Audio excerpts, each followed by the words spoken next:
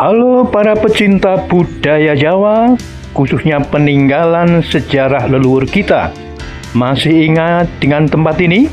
Yang kemarin sempat kita bahas di seri ke-1. Inilah Desa Bulu Jowo, Kecamatan Banjar, Kabupaten Tuban. Tempatnya berada persis di bibir pantai utara Pulau Jawa.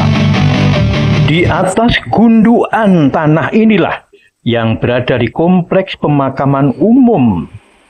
Ratusan tahun silam, konon telah ada sebuah candi yang oleh perkiraan para pengamat banyak diperkirakan sebagai candi pada akhir kerajaan Majapahit. They look like scenes from ancient myths. I wonder how old this section is. Tetapi saya mempunyai keyakinan bahwa ini adalah candi buatan kerajaan Kediri. Apa alasannya? Nah, inilah analisanya. Berawal dari Prabu Airlangga yang memerintah kerajaan Kahuripan pada tahun 1019 sampai 1042 Masehi. Ketika ia ingin menjadi Brahmana, ia memerintahkan kepada Empu Barada untuk membelah kerajaan Kahuripan menjadi dua. Satu bagian untuk putranya yang bernama Mapanji Garasakan, yang akhirnya mendapatkan Jenggala. Sedangkan satu bagian lagi untuk putranya yang bernama Sri Samarawijaya, yang akhirnya mendapatkan Kediri atau Panjalu. Inilah hasil pembagian itu. Hari demi hari, bulan berganti bulan, dan akhirnya Kediri merasa bahwa pembagian itu tidak adil. Karena Jenggala menerima banyak fasilitas, terutama adalah adanya pelabuhan Kambang Putih.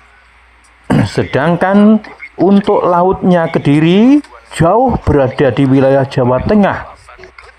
Karena Kediri juga ingin mengembangkan perniagaan, maka kerajaan Kediri terpaksa menumpang untuk menggunakan fasilitas di dermaga Kambang Putih. Terjadilah akhirnya gesekan-gesekan kecil yang akhirnya menjadi pertikaian besar. Pertikaian di antara kedua kerajaan itu diceritakan oleh Mapanji Garasakan di dalam prasasti Kambang Putih sebagai berikut. Ini aslinya yang dari huruf Kawi, dulur. Bahasanya menggunakan bahasa Jawa kuno. Sekarang saya bacakan. Ini bukan berarti saya ahli dalam bahasa atau huruf Kawi ya. Saya hanya membaca dari sumber yang saatnya ini saya baca. Nika Kambang Putih, wanang apa daganga.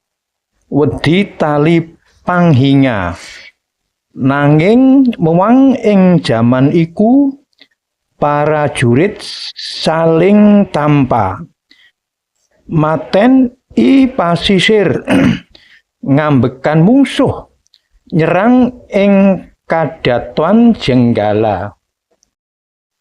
Kalau diartikan menjadi begini, itulah Kambang Putih, tempat orang berdagang, tempat sandar kapal. Namun pada masa itu, pasukan saling berhadapan, bertempur mati-matian di pinggir laut atau pelabuhan. Mereka bermusuhan, lalu menyerang sampai ke istana Jenggala.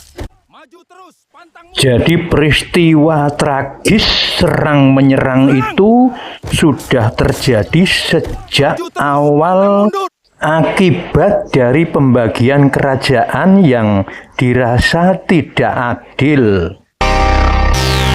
Perang itu berlangsung terus-menerus dan Jenggala selalu memenangkan peperangan, sedangkan Kediri selalu kekurangan anggaran.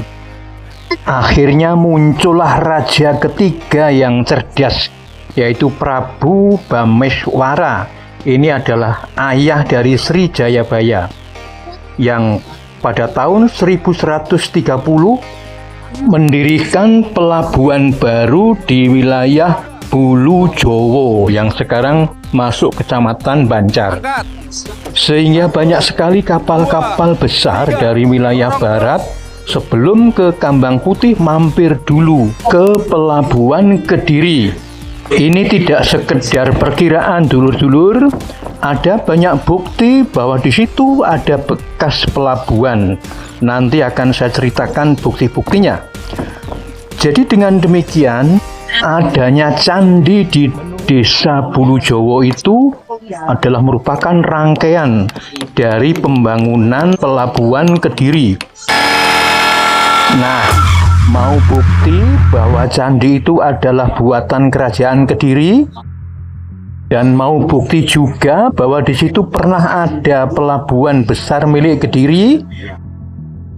Oke, sebaiknya kita tunggu saja pada seri ketiga yang pasti lebih menarik karena didukung dengan bukti-bukti yang sangat akurat. Baiklah, saudara-saudaraku, sampai jumpa di seri ketiga.